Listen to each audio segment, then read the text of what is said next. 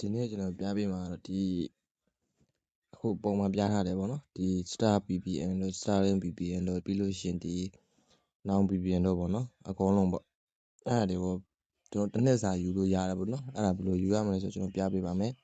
အရင်ဆုံးကျွန်တော်ဒီ Metric Clone ဆိုတဲ့ app တစ်ခုရှိရမှာပေါ့နော်အဲ့ဒါကိုကျွန်တော်တို့ဝင်လိုက်ပါ VPN ကကြလို့ရှိရင်တော့ကျွန်တော်တို့ US ပဲခံထားတယ်ပေါ့နော် US ခံပြီးတော့လုပ်ရပါတယ်အဲ့ဒီအရင်ဝင်လိုက်ပါမယ် agree နှိုက်ပေးလိုက်ပါโอเคသူကဒီနေရာမှာအဲ့လိုမျိုးလေးပေါ်လာမှာပေါ့နော်ဒီအောက်ကအပေါင်းလေးကိုတစ်ချက်လောက်နိုင်ပါပြီးလို့ရှိရင်ကျွန်တော်တို့ Play Store ကိုအရင် ATT လောက်ရပါမယ်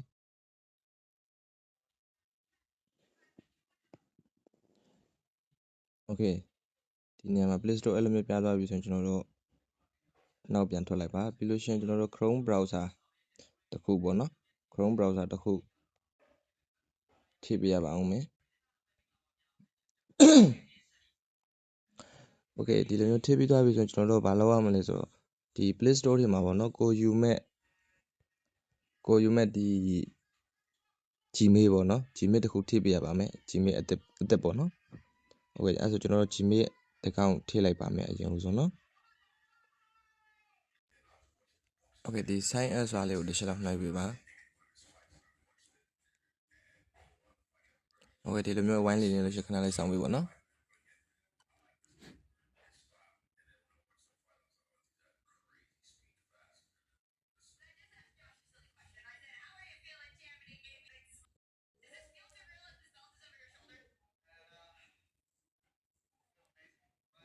โอเคဒီနေရာမှာကျွန်တော်ရဲ့ကိုယ့်ရဲ့ Gmail ကို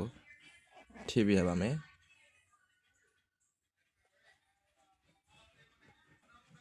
โอเคဒီနေရာမှာ Gmail password ပေါ့နော် Gmail password ထိပေးရပါမယ်โอเคဒီလိုမျိုးလေးဝင်လိုက်ပေါ့နော်အကောင့်ဝင်ပေးရမှာပေါ့အရင်ဦးဆုံးโอเค yes အဲ့ဒါဆိုအကောင့်ဝင်နေတာပေါ့နော် I agree နှိုက်ပေးလိုက်ပါ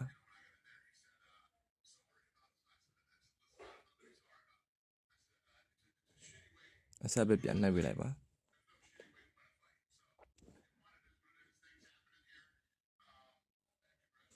โอเคကျွန်တော်ဒီလိုမျိုးရသွားပြီဆိုရင်ကျွန်တော်ရပါပြီအကောင့်ဝင်ပြီးသွားပြီပေါ့နော်ဝင်ပြီးသွားဆိုတော့နောက်ပြန်ဆုပ်ပါပြန်ဒီ Chrome browser တွေဝင်ပေးပါ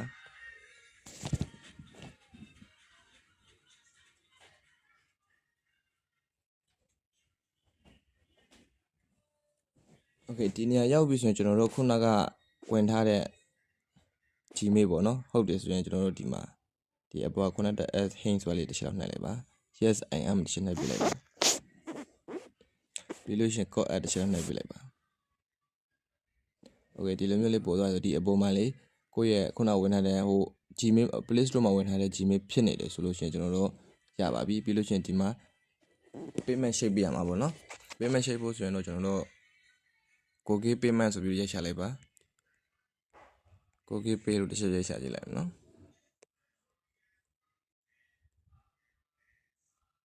โอเคဒီအပေါ်ကဖြစ်မယ်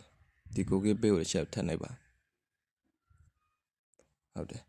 โอเคဒါဆိုရင်ကျွန်တော်တို့ဒီမှာ Google Pay တခုဒီ Visa Card ပေါ့နော် Visa Card တခုရှိတ်ပေးရပါမယ်ဒီနေရာမှာပြောချင်တာကတော့ကျွန်တော်တို့ Visa Card မှာကြာလို့ရှင်ဒီဘယ်နဲ့ရိုက်ချထားတဲ့ဘယ်အသုံးပြုလို့ရတဲ့ card တွေပေါ့တောင်းလို့ရတယ်ပေါ့နော်ကျွန်တော်ကတော့ဒီ card အစစ်ပေါ့အဲ့ဒါပဲတုံးလိုက်ပါမယ်ဒီ AYA Pay လို့နဲ့လေးရတာပေါ့နော်ကတ်ကတော့ပြီးလို့ရှင်ဒီ billing address မှာရလို့ရှင်ကျွန်တော်တို့ USA ဖြစ်နေမှာရမှာပေါ့နော်ကိုကဘယ်နိုင်ငံရဲ့ကတ်ထည့်မှာလဲပေါ့အဲ့လိုမျိုး UAE လို့ထည့်လို့ရတယ်ပေါ့နော်ကျွန်တော်ကတော့ဒီမှာဟွာဆိုတော့ USA နဲ့ U မှာဆိုတော့ USA ဟိုထည့်ရမှာဖြစ်ပါလေအဲကြောင့်ကျွန်တော်ကတ်ခဏထည့်လိုက်ပါမယ်ကျွန်တော်တို့ကတ်တွေလိုက်စာတွေပါတယ်ညာအကုန်လုံးထည့်ပြီးသွားပြီဆိုရင်ကျွန်တော်တို့ဒီမှာအောက်ကပေါ့နော်ဆေးဆိုတဲ့ခလုတ်ရှိတယ်အဲ့ဒါတစ်ချက်တော့နှိုက်လိုက်ပါโอเคဒီလိုမျိုးလေးဖြစ်သွားပြီဆိုရင်ကျွန်တော်တို့သူကအမှန်ချက်လေးပြသွားပါဘောနော်ဒီအဲ့ဆိုရင် code add နှိုက်ပြီးတော့ရပါပြီဒီမှာကတ်လေးပေါ်လာမှာပေါ့နော်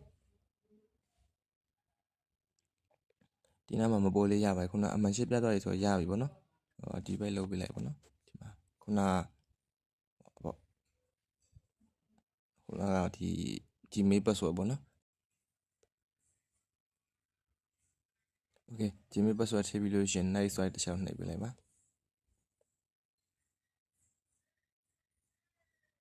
Okay ဒါဆိုရင်တော့ရပြီပေါ့နော် Okay ဒီမှာကျွန်တော်ကတော့ကက်ကထည့်ပြီးသွားပြီပေါ့နော်ထည့်ပြီးသွားပြီကျွန်တော်တို့အပြင်ထွက်ပြီးတော့ကျွန်တော်တို့ဒီမထွက်ကလုံးထဲကဒီနေရာလေးမှာအပေါင်းပြန်ထည့်လိုက်ပြီးတော့ကိုဝေခြင်းတဲ့ဟာကိုဝေလို့ရပြီပေါ့နော်ကျွန်တော်တို့ဒီမှာဒီ now VPN ကိုအရင်ဝေကြည့်မယ်ပေါ့နော် now VPN ဝေမယ်ဆိုရင်ကျွန်တော်တို့ဒီအပေါင်းကိုနှိပ်ပြီးတော့ဒီကနေပြီးတော့ ATT မှာထိရမှာပေါ့နော်ခုနကလိုပထမလိုမျိုးပေါ့ထိပေးရမှာပေါ့ Okay ဒီနေရာမှာဒီလိုမျိုးလေးထိပြီးဆိုရင်ကျွန်တော်တစ်ချက်ဝင်ကြည့်လိုက်ပါမယ် Okay agree connected ဆိုတဲ့တစ်ချက်နှိပ်မယ် permission လေးတွေဖွင့်ပေးလိုက်ပေါ့နော်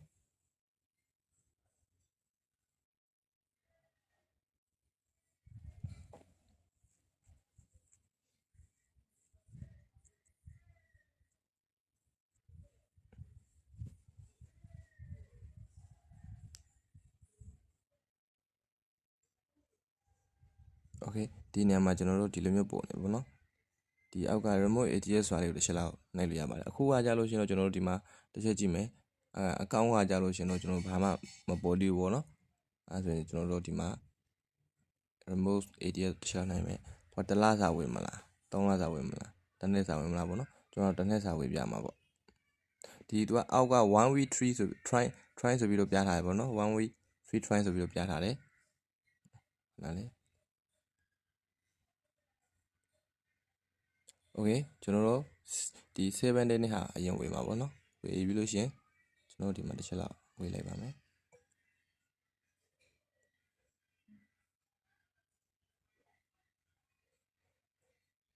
Okay ဒါဆိုရင်ရသွားပြီပေါ့နော်ရသွားပြီဆိုတော့ကျွန်တော်တို့ပြန်ကြည့်မယ်ပေါ့9ရက်လားတစ်နှစ်လားဆိုတာOkay ဒီမှာ2က +1 ရလို့ပြတယ်ပေါ့နော်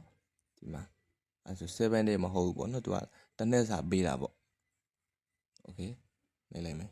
ပြီးလို့ရှိရင်ကျွန်တော်တို့ဒီမှာ account premium ဖြစ်သွားပြီပေါ့နော် account premium ဆိုတာတစ်ချက်တော့နိုင်ပြီးလို့ရှိရင်ဒီမှာ2026 12လပိုင်း3ရက်ပေါ့နော်အဲ့ရှိမှာကုန်မှာပေါ့ Okay အဲ့ဆိုရင်ကျွန်တော်တို့ရသွားပြီပေါ့နော် account ကိုတော့ကျွန်တော်ဒီခုနကဒီကိုကင်းနဲ့ပဲကျွန်တော်ပြန်ဝင်လို့ရတာပေါ့နော် Okay ဒီ Gmail နဲ့ပဲပြန်ဝင်လိုက်ပါမယ်တခြား Gmail နဲ့ဝင်လို့တော့မရဘူးပေါ့နော်အဲ့ Gmail နဲ့ပဲဝင်ပြရမှာပေါ့ account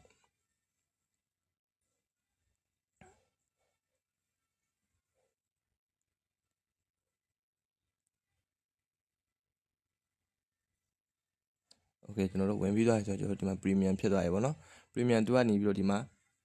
12လပိုင်း16ရက်ဆိုပြီးတော့ပို့တယ်ပေါ့နော်2025ပို့တယ်ပေါ့နော်သူက16ရက်နေ့ကြာလို့ရှိရင်ကုန်မှာပေါ့ဒီဟာပြောတာ